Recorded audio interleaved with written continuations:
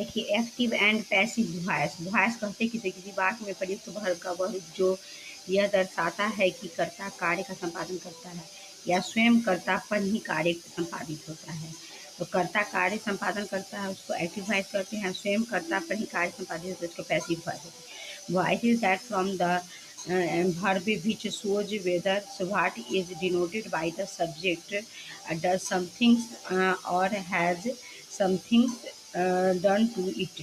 Voice दो प्रकार के होते हैं, active voice and passive voice. Active voice और पैसिव वॉइस हम लोग आपको बता ही दें। एक्टिव वॉइस जब किसी वाक्य का कर्ता क्रिया का संपादन करता है तो वाक्य को हम एक्टिव वॉइस में करते हैं। The verb is said to be in the active voice when in its form shows that the persons or things denoted by the subject does something।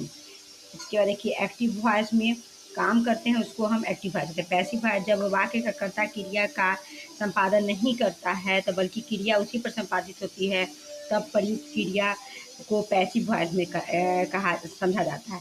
ये verb is said to be in a passive voice when its from shows that something is done to the person or things denoted by the subject।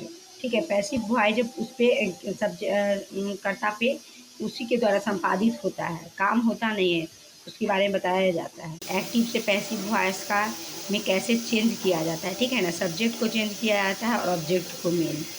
तो बच्चा active है passive में main important होता है सबसे पहले subject और object. अगर ऑब्जेक्ट नहीं रहेगा तो एक्टिव से पैसिव वॉइस नहीं बनेगा, और जिसमें ऑब्जेक्ट रहता है उसको आप ट्रांसिटिव वर्ब कहते हैं, ठीक है ना। देखिए इसमें राइट, मेक, लव, ड्राइव ये सब क्या है, ये सब ट्रांसिटिव वर्ब है, ठीक है। उसके बाद ट्रांसिटिव वर्ब के बाद आने वाले कोई भी नाउन या प्रोनाउन वर्ब को ऑब्जेक्ट कहते हैं। अब देखिए वॉइस में ट्रांसिटिव एक्टिव एंड पैसिव कैसे। लड़के आम खाते हैं, आम लड़कों द्वारा खाया जाता है, पैसिव वर्ब। उसने बाघ को मारा, बाघ उसके द्वारा मारा जाता है। अगर किसी subject doer to the action, मैंने कार्य करने वाले एक्टिव।